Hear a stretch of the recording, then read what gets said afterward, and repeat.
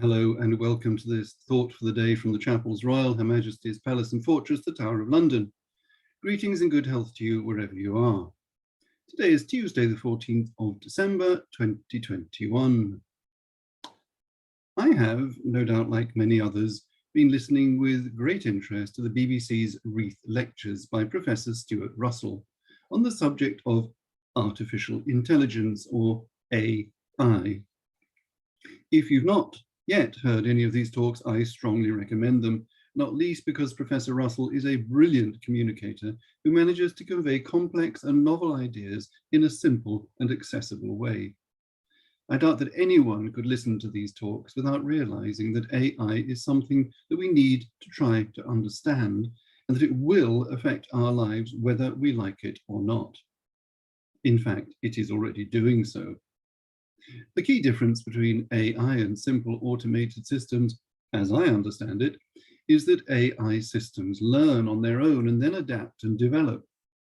To give you a simple example, when you engage with one of those infuriating automated telephone systems, which asks you to select option 1, then 3, then 6, or whatever, the computer at the other end is simply obeying your instructions in accordance with a previously determined rigid program. If, on the other hand, the system is an artificial intelligence system, it could be instructed to learn from the volume and nature of inquiries and to redesign itself in order to act as efficiently as possible without further human intervention. It is this aspect of learning and then implementing which defines AI and explains why the term artificial intelligence is used. It is because human intelligence, too, is fundamentally about learning from experience and creating solutions to problems. There are many questions about the degree to which AI is actually comparable to human intelligence. Can you, for example, assess the IQ of an AI system? More importantly, there are ethical questions about what AI systems should or should not be allowed to do, and philosophical questions about whether AI systems can have personalities, morals, and even rights. The tricky concept of consciousness is at the heart of this. Can an AI system ever be described as conscious? The answer is not simple. You might say that a machine cannot be conscious because if you unplug it from the mains, the consciousness disappears. True, but is that not equally true of human beings when we die? Could an AI system demonstrate spirituality? Could an AI system have a religion? These seemingly outlandish ideas are well worth exploring, not least for the light that they shed on our own natures. This is, if you like, a special example of the general rule that contact with other ways of thinking is always beneficial to our own education and understanding of life. Where there is an urgent need to address practical issues of AI is in the sphere of what are called lethal autonomous weapons systems, for which is used the ironic acronym LAWS, L-A-W-S. In everyday speech, we call these killer robots. As Professor Russell says, we need to tackle this matter urgently because such systems already exist. It is already possible to tell such systems to go to a particular place, to identify, shall we say, all human beings there with a particular skin color, and kill them. Unlike chemical weapons, which kill all people in a given area indiscriminately, an AI system can choose which to kill. Unlike conventional explosives, and that includes nuclear weapons, AI systems leave the buildings intact and kill only selected humans. From the point of view of cold military calculation, you can see the attraction of so-called laws. You get to kill off precisely those enemies whom you wish to eliminate, but without any risk to your own personnel, and then you capture their city intact.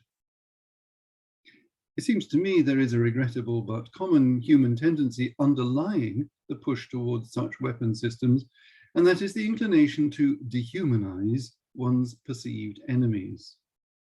Once you dehumanize your opponents, you logically regard them as lacking in human rights.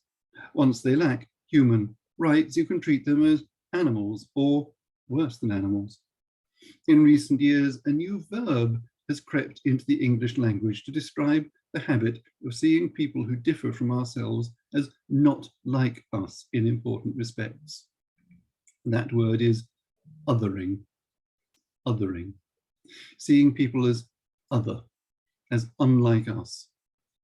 It is, I think, an ugly word, but in this case, that's no bad thing because it describes something ugly. And it rightly emphasizes that this is something that we do to people. We make them other. We other them. We construct a version of them, which then allows us to treat them with suspicion, ostracism, unkindness, even cruelty. You will be able to think of examples from history and from our own day.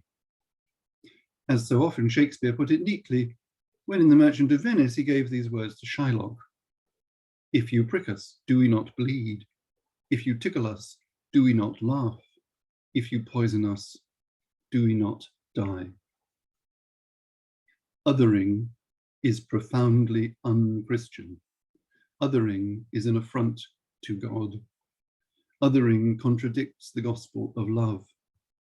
As Christmas approaches, when we celebrate the coming of God's Son amongst us to redeem humankind from our inherent sinfulness, we could do worse than to watch ourselves for examples of othering and to amend our behavior accordingly. Try catching yourself at it. We do it more than we'd like to admit. As the late John Ebden used to say at the end of his radio broadcasts, if you have been, thank you for listening. This is my last thought for the day this year. When it comes, a very happy Christmas to you. Oh, and do listen to those wreath lectures. Goodbye.